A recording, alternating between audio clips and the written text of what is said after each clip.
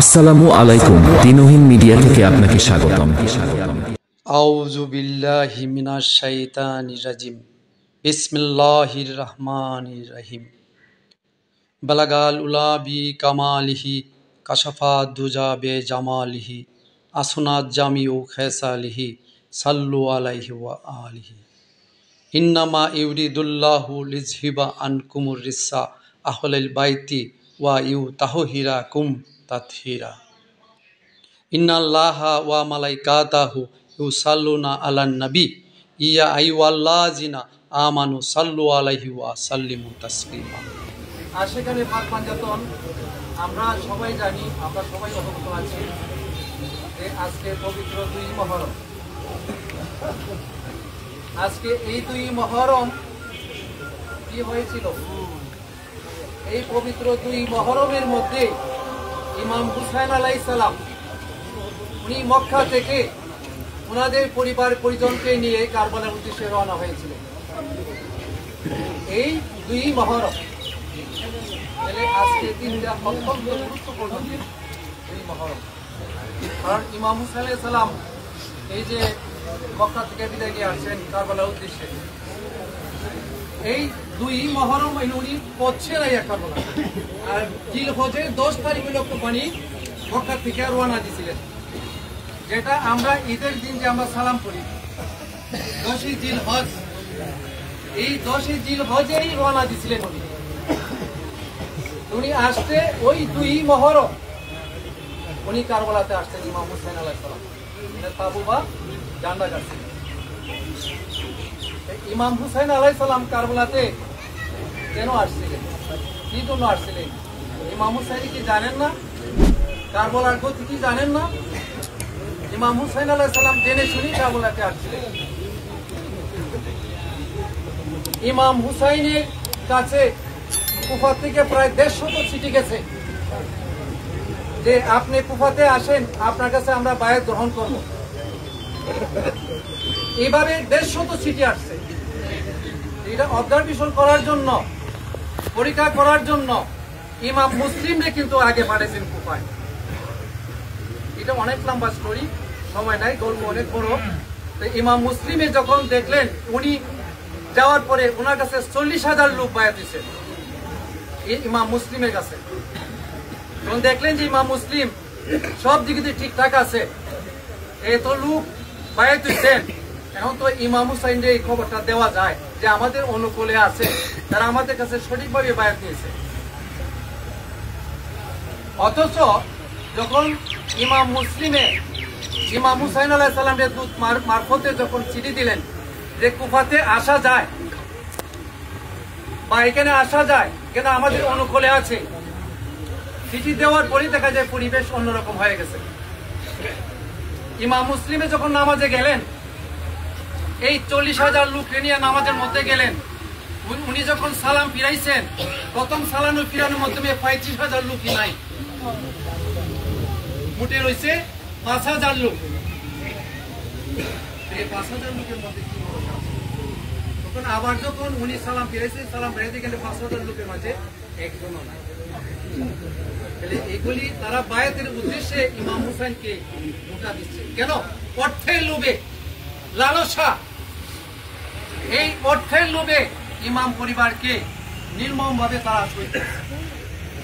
এই যে কারবালার প্রান্তরে ইমাম হুসাইন আসছেন, উনি দাঁড়ায় কি বলছেন? কারবালার মধ্যে দাঁড়াইয়া ইমাম হুসাইনের পরিবারের জন্য যখন পানি বন্ধ করে দেওয়া হলো, যখন সমস্ত পানি বন্ধ করে দেওয়া হলো, শিশু বাচ্চা পর্যন্ত পানি পান করতে পারতেছে না, তখন ইমাম পরিবারতে একজনে বললেন যে আপনি কাফেরের সামনে যান, যাইয়া বলুন যে শিশু বাচ্চার জন্য কিছু পানি আনা যায় কিনা। তখন ইমাম হুসাইন যখন কাফেরদের সামনে যখন গেলেন যে তোমরা আমাদের সাথে শত্রুতা থাকতে পারে, আমার সাথে শত্রুতা থাকতে পারে, কিন্তু শিশু বাচ্চাদের সাথে তোমাদের কিসের শত্রুতা? আজকে পশু পাখি পর্যন্ত আজকে কারবালার ফুরাত নদীর পানি পান করতেছে। আজকে আওলাদে রাসূলের জন্য, নবীর আহলে বাইতের জন্য তোমরা পানি বন্ধ করে দিয়েছো। তখন ইমাম হুসাইন বলছিলেন, এখানে একটা তাত্ত্বিক শব্দ আছে, ইমাম হুসাইন আলাইহিস সালাম বলছিলেন তোমাদের মধ্যে কে আছো আমাকে সাহায্য করার মতন? তখন 22,000 সৈন্য তারা মূর্তির মতো তারা দাঁড়ায় দিছে, নির্বাক, তারা কথা বলে নাই। ইমাম হুসাইনের লাশ কি বললেন যে তোমাদের মধ্যে কি একজনও মুসলমান নাই? তোমাদের মধ্যে একজনও মুসলমান নাই, অথচ 22,000 সৈন্য তারা নীরব ভূমিকা করছে, তারা মূর্তির মতো তারা দাঁড়ায় দিছে। ইমাম হুসাইনকে দেখো কারবালার প্রান্তরে, আপনারা দেখেন ইমাম হুসাইনও তাঁবুর মধ্যে নামাজ পড়ছেন, এই জিদও তাঁবুর মধ্যে নামাজ পড়েছেন। অথচ এই জিদের একজন সেনাপতি কি বলল যে ইমাম হুসাইনকে তাড়াতাড়ি কতল করে ফেলো, আসরে নামাজ কাজা হয়ে যাবে। আসরে নামাজ কাজা হয়ে যাবে, ইমাম হুসাইনকে তাড়াতাড়ি কতল করে ফেলো। আমার ইবনে সাদ, যে সাদ রাসূল করিম সাল্লাল্লাহু আলাইহি ওয়াসাল্লামের জন্য, ইসলামের জন্য যুদ্ধ করছেন, সর্বপ্রথম তীর উত্তোলন করছেন সাদ, নবীজির একজন বিখ্যাত সাহাবী, উনি তীর উত্তোলন করছেন। ওই সাদের পুত্রই ইমাম হুসাইনের বিরুদ্ধে কারবালার প্রান্তরে এই জিদের পক্ষই আর সর্বপ্রথম তীর উত্তোলন করছেন। উনার বাবা ছিল একজন বিখ্যাত সাহাবী, আর উনার সন্তান ছিল কাফেরের এই জিদের সেনাপতি। বাবা সাহাবী, সন্তান হইল কাফেরের এই জিদের সেনাপতি। চিন্তা করে দেখেন তারা কি বুঝে নাই? ইমাম হুসাইনকে তারা চিনে নাই, নবীর আহলে বাইতকে তারা চিনে নাই? অবশ্যই চিনে। আমরা হাকিকতের দিক দিয়ে যদি আমরা যাই, যেমন আমরা নামাজ পড়ি, নামাজে আমরা তাশাহুদের পরে আমরা দুরূদ শরীফ পাঠ করি না করি না? এটাকে কেউ বাদ দিতে পারবে? পীর মাশায়েখ, আলেম উলামারা, যারা মুসলমান যারা আছে, যারা নামাজ পড়ে, তারা কি দুরূদ শরীফটা বাদ দিতে পারবে? ওয়ালা আলে মুহাম্মদ, এটা কি বাদ দেওয়া যাবে? বাদ। এটা অর্থটা কি? ওয়ালা আলে মুহাম্মদের শব্দ অর্থ কি? তোমরা আমরা দুরূদে ইব্রাহিম পড়ি, ইব্রাহিম আলাইহিস সালাম এবং ইব্রাহিম আলাইহিস সালামের পরিবারের উপরে, তো নবী এবং নবীর পরিবারের উপরে আমরা দুরূদ ও সালাম পাঠ করি। এটা না করলে আমাদের নামাজ হবে না। তাহলে আমরা নামাজের মধ্যেও আমরা নবীর আহলে বাইতকে আমরা স্মরণ করি। যদি নবীর আহলে বাইতকে আমরা স্মরণ না করি, আমাদের নামাজ হবে না। না হবে? নামাজ হবে না, এটা পড়তে হবে না? অবশ্যই পড়তে হবে। তাহলে আমরা নবীর আহলে বাইতের কতটুকু মর্যাদা আমরা এটা জানি না। নবীর আহলে বাইতের মর্যাদা এতটুকু, নবীর আহলে বাইতের স্মরণে যদি আমরা এক ফোঁটা চোখের পানি ফেলাই, তে আমাদের জন্য দোজখের আগুনে নিভে যাবে, আমাদের নাজাতের ওসিলা হয়ে যাবে। তাহলে ইমাম হুসাইন, নবীর আহলে বাইতের স্মরণ নিয়ে যদি আমরা মৃত্যুবরণ করি, আমাদের শহীদই মৃত্যু হবে। তাহলে আমাদের নবীর আহলে বাইতকে আমাদের স্মরণ করার দরকার আছে।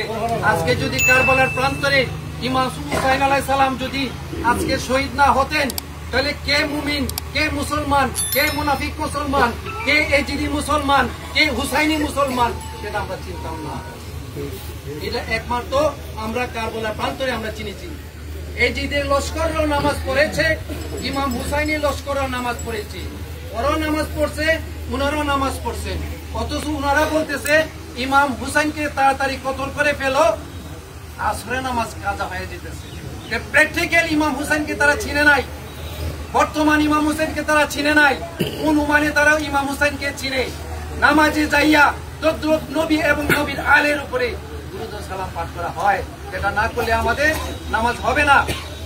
কারণ আমাদের এইগুলি জানতে হবে, নবীর আহলে বায়াতের মহব্বত আমরা যথাযথভাবে করতে হবে, সম্মান শ্রদ্ধা যথাযথভাবে করতে হবে। নবীর আহলে বায়াতের অনুসারী যারা আমরা আছি, যেমন মৌলা আলী, রাসূল করিম সাল্লাল্লাহু আলাইহি সাল্লামকে জিজ্ঞাসা করলেন, ইয়া রাসূলুল্লাহ, ইয়া হাবিবাল্লাহ, আহলে বায়াতের তারা তো বেহেশতে আগে যাবে, ঠিক আছে, আমাদেরকে যারা অনুসরণ করে তাদের অবস্থাটা কি হবে?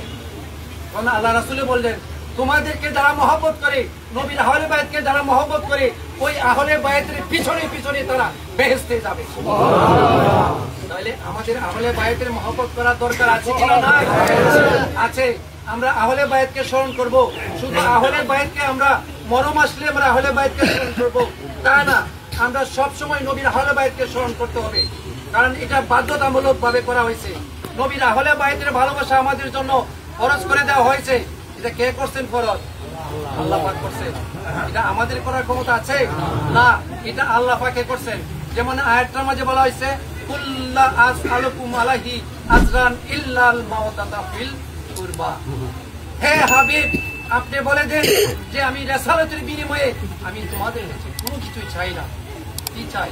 শুধু আমার নিকটতম আত্মীয় মহব্বত।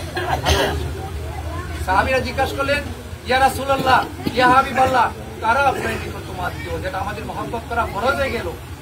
আল্লাহ রাসূল বললেন, মাওলা আলী, মা খাতুনে জান্নাত, ইমাম হাসান, ইমাম হুসাইন আলাইহিস সালাম। উনাদের ভালোবাসাটা আমাদের জন্য কি ফরজ? নামাজ যেমন ফরজ, উনাদের ভালোবাসা আমাদের জন্য ফরজ। এটা কে করে দিয়েছেন? আল্লাহ পাকে করে দিয়েছেন। মাওয়াদাতা শব্দের অর্থ কি? মাওয়াদাতা শব্দের অর্থ হলো প্রাণাধিক, অর্থাৎ প্রাণের চেয়েও আমরা অধিক মহব্বত করলাম। যত রসুল পাককে যদি আমরা জানের থেকেও প্রাণের থেকে যদি মহব্বত না করতে পারি, তাহলে আমরা রাসূল পাকের উম্মত বলে গণ্য হব না। রাসূল পাককে মহব্বত করতে গেলে জানের থেকেও প্রাণের থেকেও মহব্বত করতে হবে। তদ্দুর নবীর আহলে বাইতকেও আমরা জানের থেকেও প্রাণের থেকেও মহব্বত করতে হবে। এটা আমাদের দরকার, জানা দরকার। আজকে 2 তারিখ মহরমের 2 তারিখ, আজকে কারবালার প্রান্তরে কি কি ভীষণ ঘটনা করছে। ইমাম মুসা আলাইহিস সালাম যাওয়ার পরে চতুর্দিকে কাফেররা ঘেরাও করে রাখছে, যাতে কোথাও উনি বেরিয়ে না যেতে পারেন। এখন চিন্তা করে দেখেন, কারবালার প্রান্তরে পশু পাখি পর্যন্ত পানি পান করতেছে। নবীর আওলাদের জন্য পানি বন্ধ করে দেওয়া হয়েছে, অথচ তারা নামাজও পড়ে, রোজাও রাখে, হজও করে, যাকাতও দেয়, অথচ নবীর আওলাদের জন্য পানি বন্ধ করে রেখেছে। একটা মুসলমানের জন্য দরকার আছে, জায়েজ আছে পানি বন্ধ করা? এটা কাফেরদের কাজ।